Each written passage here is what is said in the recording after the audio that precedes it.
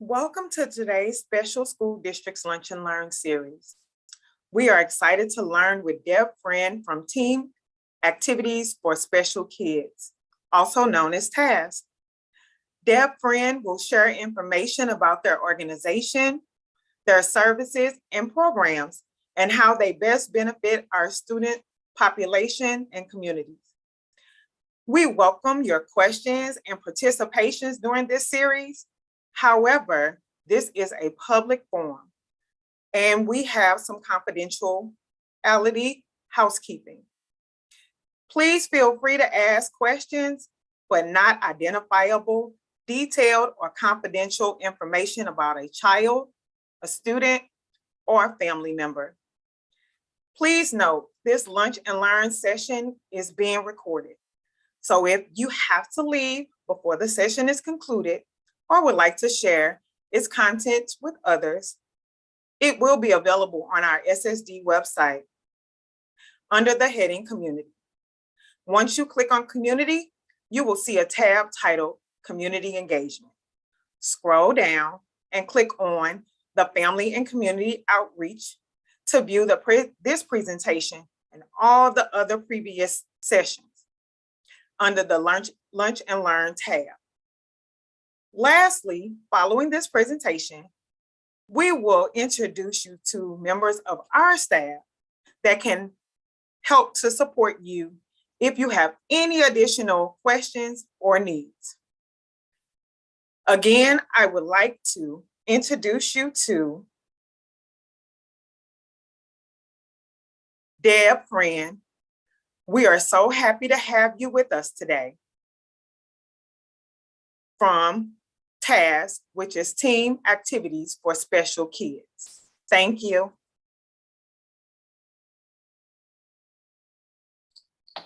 Thank you, Michelle. I appreciate the introduction. Yes, I'm Deb Friend, retired SSD teacher and executive director and founder of TASK.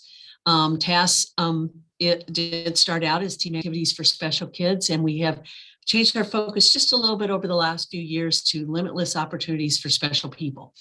And what we do is we provide a year-round sports, recreation, arts, life skills, and especially social programming for our kids and young adults with special needs. We have evening programming, which includes anything from fishing and cooking and art, to basketball, soccer, softball, all those wonderful sports and activities that everyone wants to participate in or be possibly a member of a team. And that's kind of the way we focus on things around here, is to build self-esteem in kids with special needs so that they can feel like they are a part of a team, that they can make friends, and that they can enjoy learning at their rate. We try to modify everything as much as possible for the kids to be successful and safe to participate, whether it be in soccer, whether it be painting a picture or cooking a new wonderful microwave treat, or whatever it could be. So that is kind of what we do with our evening program. Approximately 5 years ago, we also started our new day program, which is called Next Step. And that is for our friends who have aged out of special school district and don't particularly have anywhere to go. What I mean by that is that their behavior or possibly their sensory needs or their inability to sit very long may be detrimental to finding a job in a workshop situation or possibly out in the community.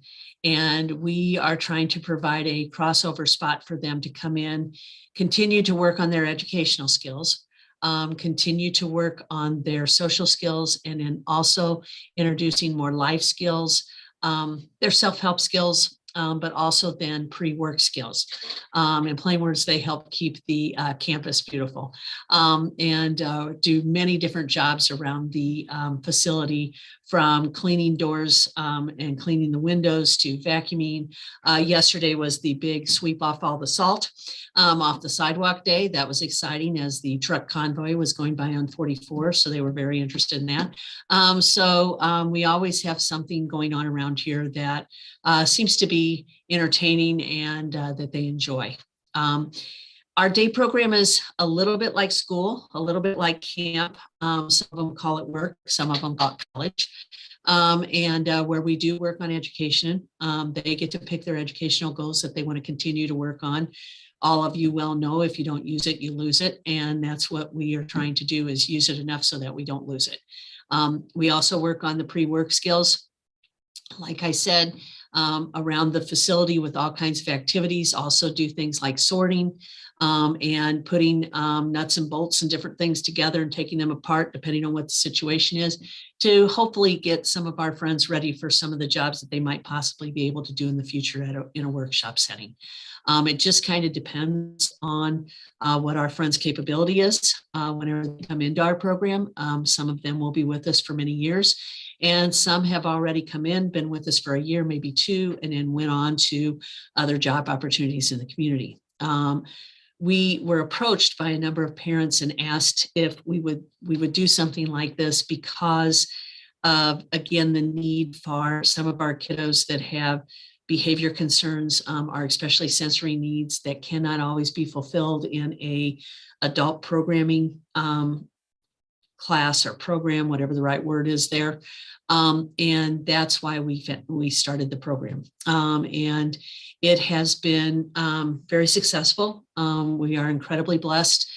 We started out with 6 kids, and now we are up to about 14, and we have several on the waiting list for next fall who are getting ready to age out of special school district now in May. Also, yes, we do charge for our programs. But we also have scholarship funds available. We do fundraisers just to raise scholarship funds. No one is turned away because of their inability to pay, and no one is turned away because of their ability to participate. Whatever their ability level is, we will be more than happy to work with the family and work with the caregivers to hopefully find success and still remain safe. For that child to participate and feel what it's like to be a member of a team, or feel what it's like to do a high five at the end of the game, or whatever it may be. We hope that, we ask parents to stick with us, because I'll be honest, there are some of our friends who have started out with us who are on the autism spectrum, who the first night may have stayed 10 minutes out of the hour. And as the 6 weeks have progressed, we progress longer and longer and longer, and hopefully have them up to that hour by the end of 6 weeks, but sometimes it may take 12.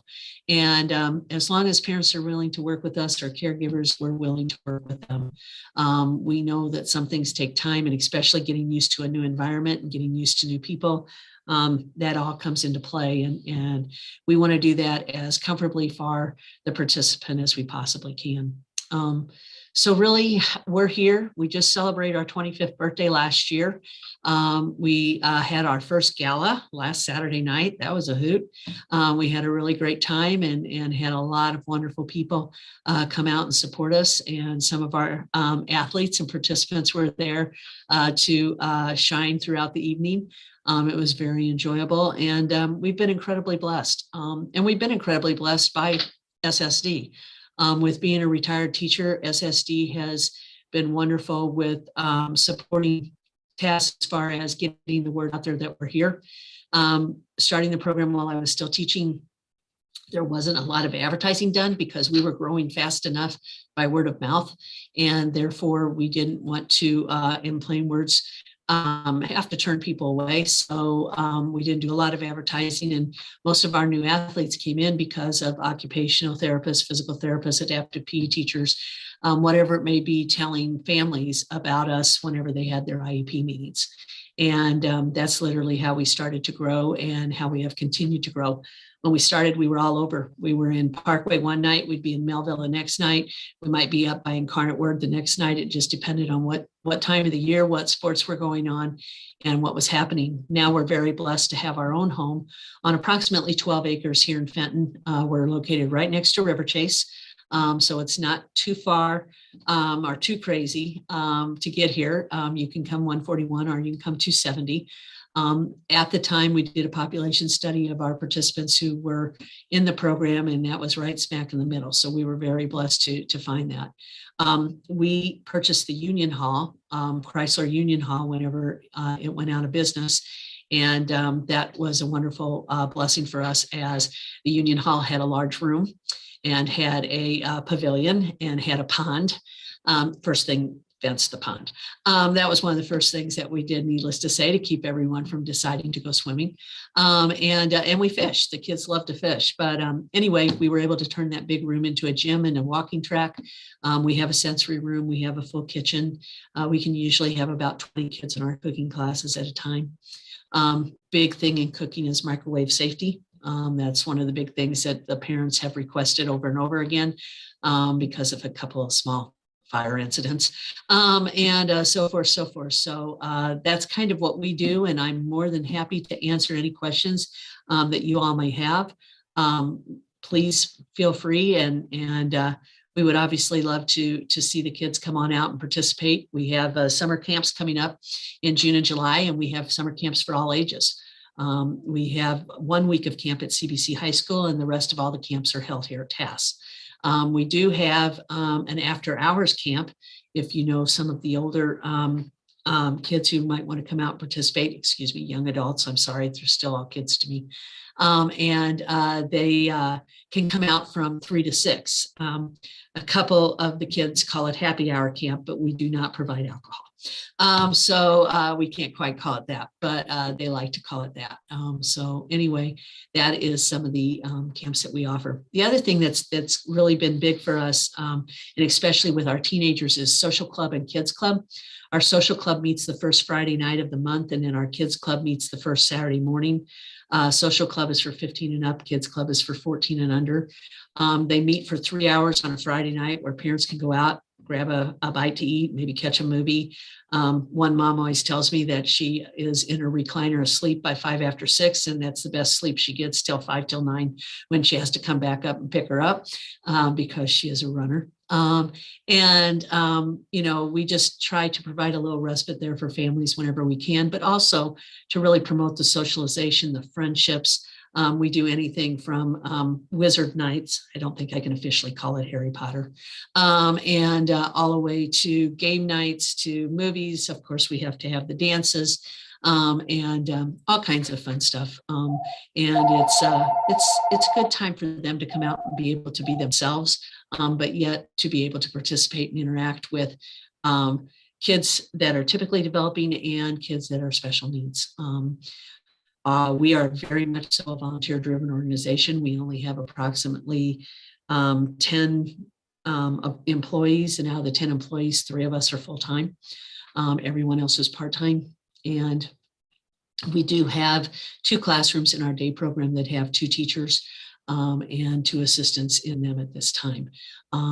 Thank goodness for all the wonderful Catholics and Lutherans in St. Louis whose high schools want those service hours for their kids to graduate, because we provide a lot of them service hours as they come out and volunteer with our kiddos to participate and be successful.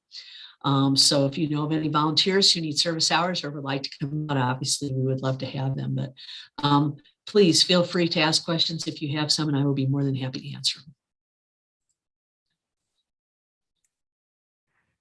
Okay, we do have one question. Deb, the question is, when will camp information be sent or be available? Camp information should be available within the next week, possibly 2.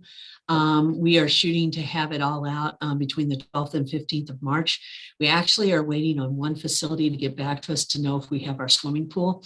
I don't want to obviously say we're going to be swimming and then we can't have it. So once we know for sure on that, it will be on the website, and it will also be on Facebook, and emails will go out and so forth. So, and the camps, they kind of differ from either 8:30 or 9 o'clock every morning until 2 in the afternoon.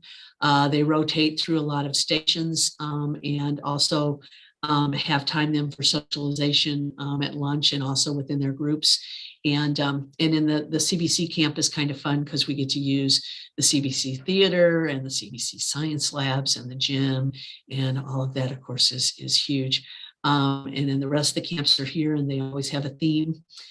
So depending on what the theme is, we may be outside, we may be inside, we may be up at River Chase. It just kind of depends. So that's kind of what the camps do.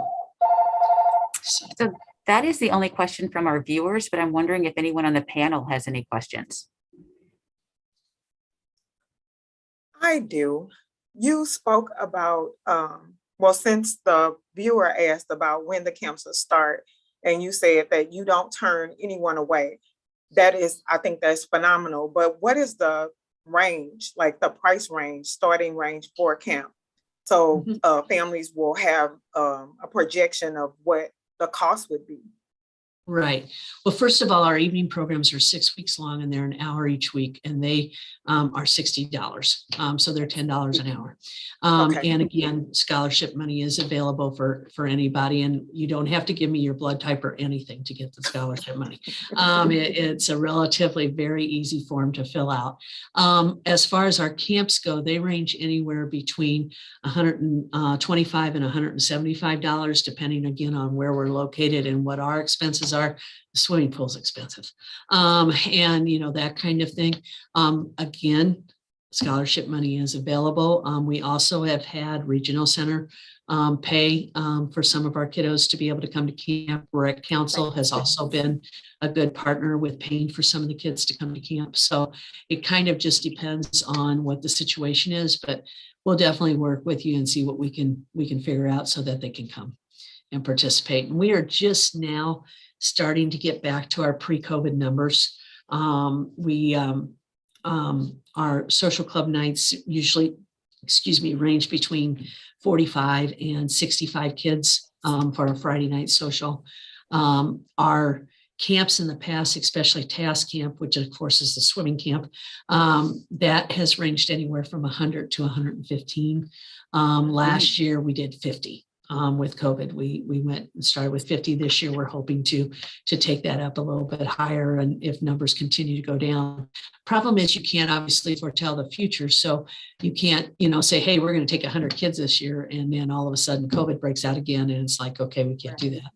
And especially too, whenever we're working offsite with either River Chase or CBC, because then they may have their own rules, which of course then affects us with what we can do. But we're hoping to be able to open it up to many more kids this year, and be there for parents to have something else for their kids to do during the summer. So, well, I'm sure everyone appreciates the adaptability, because that's how we all have to function in these COVID times. So I appreciate that, and I appreciate your transparency about pricing and the scholarship. That is one of the main resources that families really appreciate, and even leaning to the recreational council to inform families that they can also receive funding that way too. So thanks for providing that information to us. Is there anything else you would like to share, or would Jennifer or Emily like to ask the question? Just that our website is www.tasksports.org. It is acting up today. I think it's in timeout, but we're working on getting that back up and rolling. So if anybody, has any questions, they can always go there. They can always call us here at TAS 636-343-8275. And they can always contact me, debf@tasstl.org. And we'll be more than happy to answer any questions or do what we can do. We're very excited about our day program. We're very excited because we hope to be able to go off site again in the next month. We haven't been able to do that since St. Patrick's Day of 2020. We had a St. Patrick's Day party for the day program, and I said, okay, we're going to have a break, and we're going on spring break, and because we had to close because of what was going on, and we came back June 1st. And one of the kids said, that's the longest spring break I've ever had. So that's the perfect day of the year. It's the best day of the year. Is that your birthday? Yes, it is. It's the best day of the year. So we really have been blessed, because that 6 weeks is really, a little bit longer than 6 weeks. That time period is the only time we really had to close. Mask inside, that is changing a little bit now, but that kind of helps us out. But a lot of the kids won't wear masks or won't tolerate them, and that's fine too, because you got to do what you got to do. So we do ask our volunteers and teachers and so forth to wear them. So any other questions? No other questions in the chat. Well, thank you Well, we very, very much appreciate- for the opportunity. I Yes. appreciate it. We appreciate you for sharing all that information about the athletic and social opportunities for kiddos. And at this time, I want to introduce Jennifer Beavers from our social work department and Emily Lebu from our Parent Education and Diversity Awareness Program. You all can unmute yourself and introduce yourself and how you all can support families. Sure. My name is Jen Beavers. I am a social work effective practice specialist here at Special School District, and we currently support 116 social workers throughout St. Louis County at partner districts, as well as in special education schools for SSD. If you're looking to reach me, I can be reached at 314-989-8242. And I am Emily Lebu. I am a parent educator for Special School District. I'm in the PETA program, and we offer support for families throughout Special School District and throughout the area. In many areas, we can connect you with whatever resources are needed. We do have a workshop coming up on March 15th at 6:30. It's meeting your child's needs using charting the life course tools in the IEP process. We're having that workshop in conjunction with the ARC. It is a virtual workshop, and you can go to the website to register for that. So we look forward to seeing everyone. Thank you, Michelle. And I am Michelle Franklin from the Family and Community Outreach Department. I would like to share real quickly a flyer. I'm hoping everybody can see this. It's a flyer from our department. It is from our Family Resource Hub at North Tech High School. It's a satellite food pantry that is hosted at our location at the North Tech High School. Our hours of operation is Tuesdays and Fridays from 9 to 4, and on Monday, Wednesdays, and Thursday by appointment only. You can contact me personally at 314-989-8034, or you can contact us always at familyengagement@ssdmo.org. We are here to assist you in any way we can. And I'm excited about the Family Resource Hub. I'm excited about the satellite food pantry. And there's a lot of food there, and I'm really ready to get it out so we can get more in, because we're always getting donations. And so I like to get it out so we can get more in. If there's not any more questions, is there any more questions in the chat? Then I would like to bring Deb Friend back to say thank you again for coming and sharing information with us. Thank you, Ms. Deb Friend from TASK. Well, we appreciate it greatly. Appreciate the opportunity. And again, anytime anyone wants to come out, if you have families who would like to come out and tour, or teachers, if you would like to come out, obviously social workers, we have worked with parent education in the past, and are more than happy to do that again in the future. So come on out and see us. We'd love to see you. Thank you. I think I might come visit. I had never heard of team activities for special kids. So I'm interested to see what TASK is all about. We'll give you a good time. There's always something going on. I'm sure. Thanks so much. And this concludes today's Lunch and Learn series for the month of March. We look forward to our April session with the representative from St. Louis ARC. Thank you. Bye-bye.